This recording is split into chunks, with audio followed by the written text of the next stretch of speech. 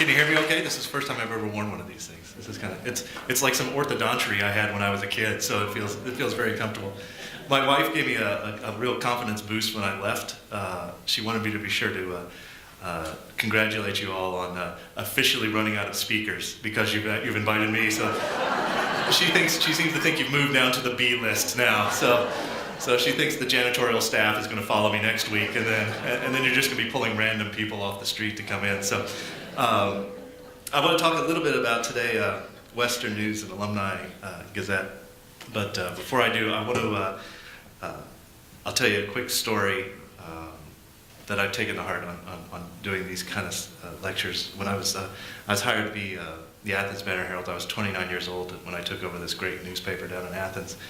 And I was invited within those first few weeks to come speak to the Rotary Club and to tell them about my paper. So I took this very seriously, and I spent weeks practicing. My wife heard the speech several times. It was, I mean, I swear, it was honestly an hour long. It was horrible. But it was very, very detailed. But I delivered the speech, and they were very excited for about the first 5 minutes, and then slowly it turns into an oil painting in front of you that nobody's moving. So at the very end, I close, and I'm gathering my notes. It was a smattering of applause, and people just burrowing to the exit. But at the very end, a lovely woman comes up and grabs me by the arm and says, well, that was an interesting talk, which is a nice loaded word in its own. But she said that was an interesting talk. But to be honest, I just came here to find out why your carriers can't hit my damn driveway with your paper. And it was in that point I realized what I have to say is not important. It's what folks want to talk about the paper. That's the great thing about working in newspapers is people take ownership in the paper. They can start their paper. So I don't have 90 minutes today. I want to talk a little bit about some of the things I find neat about these publications and about working for them, and then I'd love to throw it out to you guys if there's anything you would like to talk about. We can go ahead and discuss that. So when Nicole asked me to do this, I kind of was thinking of some titles. I gave her this one immediately, but then I thought, well, how am I going to organize the lecture? I'm too new. There are people even in this room that can probably give you a better history of Western News than I can. But I thought I could give you some things that might be of interest. So I started with 1001. I realized we're not as interesting as I thought we were, because I didn't get quite to that number. So I whittled it down to 101. That put me over the time limit. So then I did some looking in Western research, and I found that our psychology folks had decided that the human brain can retain 6 numbers very easily. So today we're going to talk about the 6 numbers, 6 things you need to know about Western News and Alumni Gazette.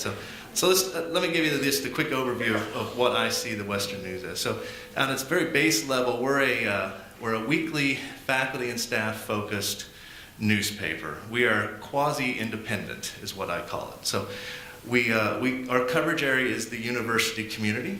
We start with staff and faculty stories, but we do branch off into students, administration, Western in the community. We cover anything that touches on Western. What's interesting about us now is we're quite a unique publication in Canada. There are universities just in the last 5 years have been moving away from their faculty staff newspapers. There's only, I believe, 3 of us left. University of Toronto is the most recent one to go completely online with theirs. There's only about 3 of us left. We're the only weekly. Most of them are monthly.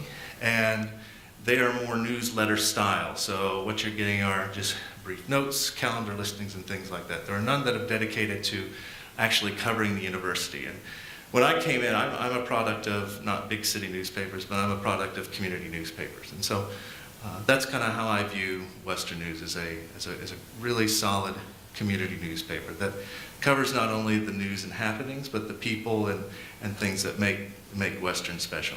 Our quasi-independence is nice in that we don't have to go through an official administrative approval process. If we did, our paper would come out about once every 2.5 years. But so we're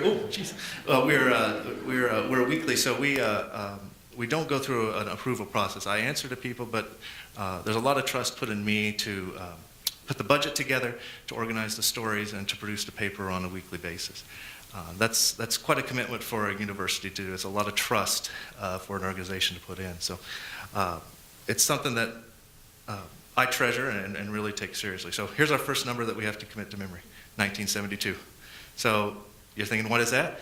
Charles and Sheila Winders of Mattoon, Illinois on that day had young Jason Winders in January 1972. Unbeknownst to the Winders family in Illinois, 10 months later, and about 700 miles down the road, the first Western News would hit the streets in November of 1972. So this first one comes out under founding editor Alan Johnston.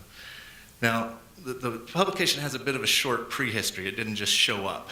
So it comes out of, this is our first one here. So this is the University of Western Ontario newsletter. This is a one-page typed announcement kind of paper. This came out September 23rd, 1965, and it would last several years. It would eventually evolve into the UWO News. So this was the same thing, a little glossy 4-page, 2-page, depending on how much news there was, that was circulated around campus. It had mainly, you're not talking about a lot of feature stories. What you're talking about is just general news and happenings and events. And can you see okay? Dim the lights. Is that a passive-aggressive way of saying you don't want to look directly at me anymore, or is that? So it's a nice publication. Also, this came along in 1971. This is the Western Times. Now, this is a publication that they produced in between Senate meetings to run the complete minutes of the Senate meeting, which, surprisingly, this lasted less than 2 years.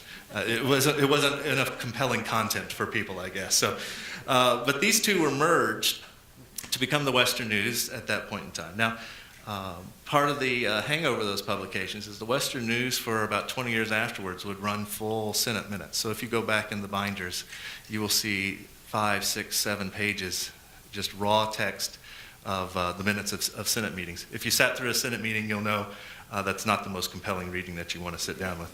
But on that first issue, there's a little thing in the corner called the Dialogue, and this is from L.T. Moore, who is the Director of University Relations and Information, which is a precursor of the department I'm in. In it, he kind of puts out an edict that I think has been followed since, and I'll read just a little bit. It is our hope of the news staff that this publication will be a truly university publication serving students, faculty, and support staff. Our objective is to report events as objectively as possible, without bias or editorial content, or editorial comment. We hope that you will read it and contribute to it. And it's very simple language that we still kind of live by today. The next number I want to talk about kind of plays off that, the people that have been in charge of fulfilling those words. The next number is 4. There have been only 4 editors of the Western News in its almost 42-year history. Now, that's a little loaded. I love this picture. This is taken at our 40th anniversary celebration about a year and a half ago. A copy of this picture I have hanging in my home office, just to kind of remind me of the proud tradition I'm part of. When I look at it, I think it looks a little like this.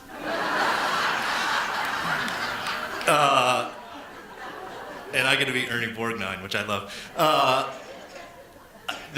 I'm not going to name names, but there have been people in my home that have walked by that think it looks more like this. So we won't throw out, but Alan Johnston's our founding editor. To say there have been 4 editors is a little unfair.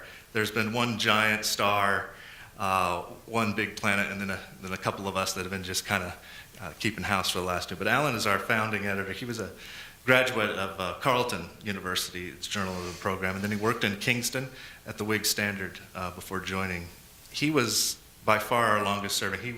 He served for 27 years as the Western News editor until he retired in 2000. So this is not my paper I'm caring for. This is still Alan's dream and his paper. This is his final paper that he put out. But that's the standard we're carrying on. After him was Jim Anderson, who worked alongside Alan for quite a while. He got an honors BA. He's a history guy from McMaster. Jim worked as a reporter in Hamilton before coming to Western. He joined in '76, so he came in just 4 years into the paper, and worked as the associate editor in '83, and then was named editor in 2000 when Alan retired. So between 1972 and 2004, these 2 guys had their fingerprints on it, and this is their paper. These are the guys, when you talk about the editors These are the ones that really shaped what kind of paper was. These are the guys that set the parameters for what we do. They're the ones who established what a quasi-independent newspaper really is, and how that can operate. You know, we all still get paid by Western, but we're still supposed to cover Western objectively. So it's an interesting line. These are the guys that set the standard. These are some of Jim's, I'm sorry. And that's his final paper. Jim didn't put a picture of himself in the paper on his final day. This is his retirement work, so I'm going to do a little plug for him. He's retired, and now he's an author of spy thrillers. These are his 2 books, Scorpion and Deadline. They're available on Amazon if you'd like to pick them up. The Scorpion's a great book. One of my colleagues, Paul Main, who's a reporter, photographer with us, makes an appearance as a character in one of these, who's described as like roguishly handsome or something like that. And we're reminded of him often.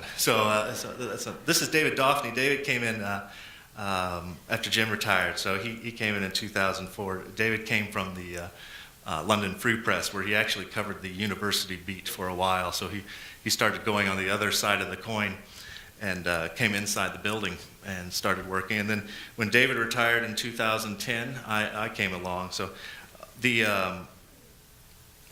actually I came on board. These are some of David's papers here. I came on board in August of 2010, 2 weeks. There's some of David's. That's his final paper right there. I came in 2 weeks after my daughter Athena was born. So I always have a benchmark for how long I've been here as I watch her grow. Sometimes I'm not sure which one's more trouble, to be quite honest. But this is what I grow off of. Instead of, and this is just the last few, you can see each editor kind of brings a little of who they are and what their background is to the paper. This is the next number I want to talk about. This is, there are 2 points of pride for the Western News, and one is 10,000. And that's the number of print copies that we still circulate every week. So I hear it all the time. I hear people say, please don't stop printing your newspaper. We love the print copy. There's a real fear that eventually we're going to shove everything online. And it may happen, but what Western has made a very strong commitment to its print products, and we're going to talk a little bit about that here in a minute with Alumni Gazette. But what we've done is we've gotten rid of some of the lesser quality things and committed to print products that are higher quality and better content. So I'm an audience guy. I always have been. Anything short of coming to your house and reading you the paper over your own breakfast table, I'll deliver it. I'll deliver the news to you any way you want. Right now, Western News is delivered in about 12 different ways, be it electronically or in print. So my team is busy writing and editing and reporting and shooting photos. We do it all, so they're busy all the time. They don't really care as much about how it's delivered. I do. I'm a print guy, and I love the print product. But my folks are always focused on content. So if the print product disappeared, they would still be plenty busy. The one thing, though, that has been a real point of pride about our print product and what is guaranteeing its survival more than anything is that number right there, which is 0. That's how much money it costs the university right now to produce, print, and distribute the Western News. It's a real point of pride for us. Salaries, of course, are not part of that number because the folks are doing other jobs. Western News is part of their job. But that's the amount of money that we cost the university, and there's one simple reason for it, and it's because of the support we have of our advertisers. Not only our on-campus folks for events and different businesses on campus, but we have a wonderful support of our community out in the London community. They see a real value in the audience that we deliver them on a weekly basis. As an advertiser, if I tell you I can put you in front of 10,000 well-educated, employed, disposable income, smart people, we're a steal. So, but it's because of these people we're allowed to do what we do, and it's their support which kind of keeps us going.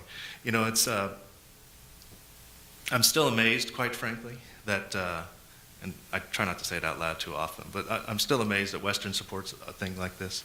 The Western News to me is still like a 40-year-old experiment that is still kind of figuring it out. It's one of these things that doesn't make sense if you just looked at it from the outside. But when you see it in practice, and when you see some of these stories and the way they resonate now, thanks to the internet, when we put some of those stories online, they resonate around the world. Some of our professors might not be the easiest to get onto our pages for the first time, but when we tell their story, and when we tell stories about their research, are the ones that really grab people's attention, or when we tell some of the great stories of what some of the kids here are studying and doing, they echo across not only the country and the world, and we hear from people all over how much some of those stories mean. And that's the kind of proof that we can take to people and say, this is why we do what we do. So that's Western News. I want to talk to you a little bit about Alumni Gazette, and then maybe we'll just do a little talking. So what is the Alumni Gazette? So right now we're publishing 3 times a year. 2 of those are published what we call a full circulation. So those go to every alumni we have a good address for. They go out the door. So it's about 48-page glossy magazine right now. It's considered our marquee print product. So while a lot of the other faculties have their own alumni magazines, and we have development has some magazines, this is the one that we put the most effort into. There's about between 20 and 30 people each issue that contribute to putting it together, sometimes even more, depending on if we do something special. We did a special one for the 100th anniversary of Mustang Athletics that took a lot more folks. But it's between 20 and 30 people that go into producing it. And the next number I want you to remember is 1939. I do not have any childhood photos of myself from then, though. But that's the first issue. So this is the very first one. What my favorite part of it is still, if you look right under the thing, it's published occasionally for the alumni and friends. For 75 years, we have under-promised and over-delivered. I kind of like that. I like that. But in there, these first issues are great because in there you can kind of see little nuggets of what they want these things to be. And I don't know if you can read this, and so I'll read it to you. So the lead article said, this is the first in a number of bulletins which will be issued from time to time, at least quarterly, to acquaint you with the developments in the university and to bring you the news of interest concerning its graduates. And that's still what we are today. So many university magazines have what they call university magazines, which are yes, about alumni, but they're also about things that are going on campus and some of the people on campus and some of the research. What we focus on with the Alumni Gazette is it is an alumni magazine, and there is a difference there. What we focus on are the alumni and what they're doing. We'll bring some news and notes from the campus that alumni might be interested in, new buildings, new programs, things like that. But for the most part, the focus is going to be on our alumni. It's going to be our alumni on the cover. It's going to be, the feature stories are going to be of our alumni. At the back, the Gazetteer, which is what we call the little updating of what people are doing. It's going to be about alumni. It's a little subtle difference, but it's something that we really focus on. But the history of the Alumni Gazette is pretty good. It started out, it was an alumni publication. So this first issue also came with a plea for $1 contribution to cover the cost of the subscription. So by the time it gets to the 40s, it's starting to mature a little bit, but it's still a 12-page kind of flyer. What it is it's still the news and events and happenings, very brief thing, more of a newsletter than you would have than a traditional magazine.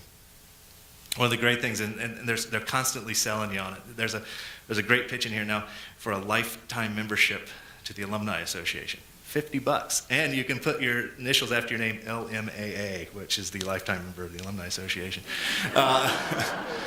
You also get the magazine with that. What I love is we didn't care if you were an alumni. We would even sell you one if you didn't even go here, but you want the magazine. You can be what was called a associate member of the Alumni Association. $50 as well. I think that should have been higher, but that's all right.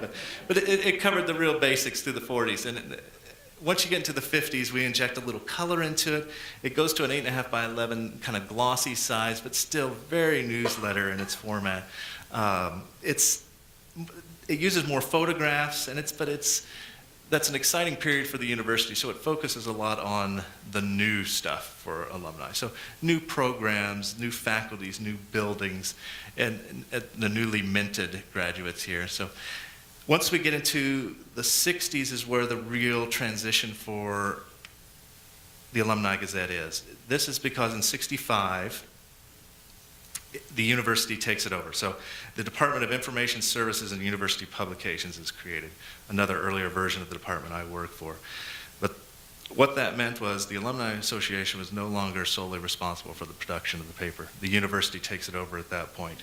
And that's where you start seeing the quality go up, because there's some money that's being injected into it. So it's at this point it becomes what we kind of would consider a magazine. It has a cover, it has feature stories on alumni, it has departments inside, it has an editor's face attached to it. It didn't take the university long to realize that paying for these things is very expensive, and that's something we'll talk about. It's an issue that we still deal with. Magazines are a very expensive product. There was panic in 1971 and 72 when we realized that our alumni base had doubled in 10 years, and the cost for putting this paper out, or putting this magazine out, had also doubled. So they cut down the format. It's hard to tell in this slide, but this is a square publication. It's about yay big. Very strange, very hard to read, but a strict cost-cutting move. They cut about a third of the magazine off the top. It was horribly unpopular and would go back to its 8.5 by 11 later on, but the small format just was not something. So you see it kind of goes back to the regular size there. When you talk about the modern era, that's kind of the point where we enter the modern era of the magazine as far as a publication that's traditional in its magazine orientation and its content. You see we went through about 2 or 3 redesigns with it, but still the content is basically the same kind of thing. Paul Beeston got us in a lot of trouble on that one because some people didn't like his stogie on there. But if you know Paul, I don't know if he ever takes the stogie out, but that's the most current one right there. So the interesting thing about the challenge of the magazine is not the content. We have so many stories to tell. It's a target-rich environment, and it's so wonderful to do. The hardest part is not finding the stories, it's deciding which ones you're going to tell. The challenge is in the numbers. So in 1961, do you know how many alumni we had in 61? Ballpark figures? 16,000. Here's what caused a panic in 71 is we nearly doubled. We went to 33,000 alumni, and the cost of the magazine started going up. In 89, you know what barrier we crossed? 100,000. We went past 100,000 in 89. Today, there's different numbers we use. We'll use, I think as for our official alumni association, they like the count of living alumni, which tomorrow is promised to no man, but this entire room is counting among that. But this is a number of graduates. The number of graduates is about 280,000. This last issue of Alumni Gazette went to 200,000 people. That's a circulation. That puts you in Canada among major magazines. Anything short of a Maclean's, that is a major circulation number. It's a point of pride and a point of concern. Excuse me, a point of concern at the same time because of this number here. So the cost to produce it, the magazine, the entire run of the magazine in 1949, $100. Plus postage. That was a penny an issue though. Today, it's a little different. The print bill alone is $60,000 for each issue. That's for printing.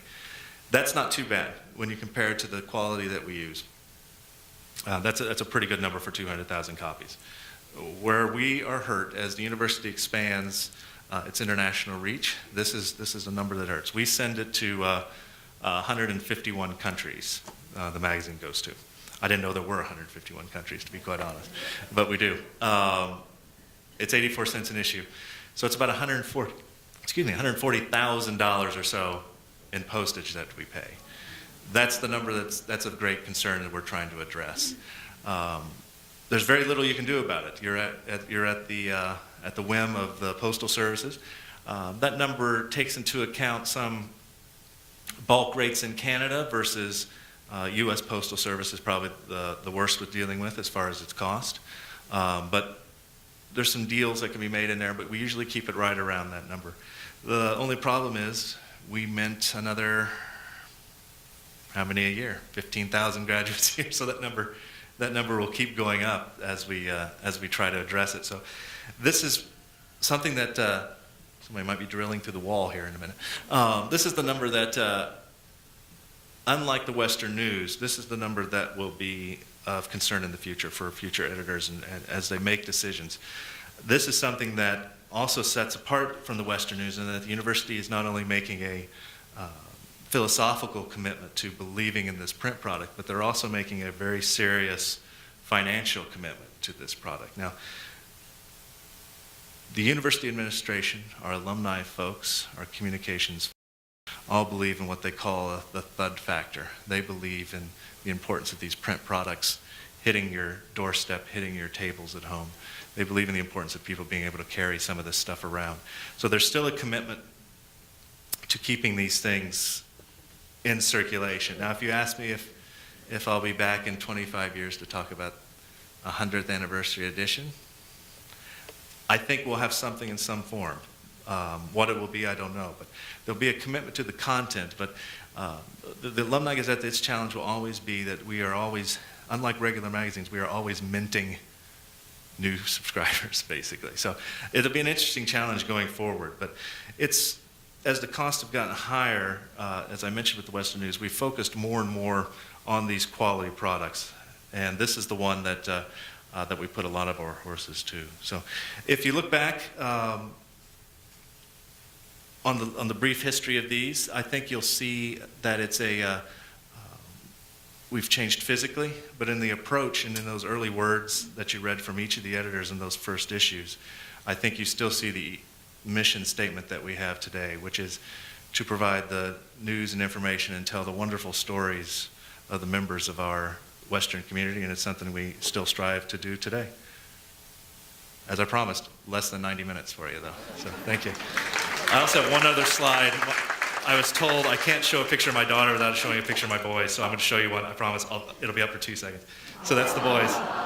That's Peter and Alexander in a moment of non-destroying my home. I thank you for your time.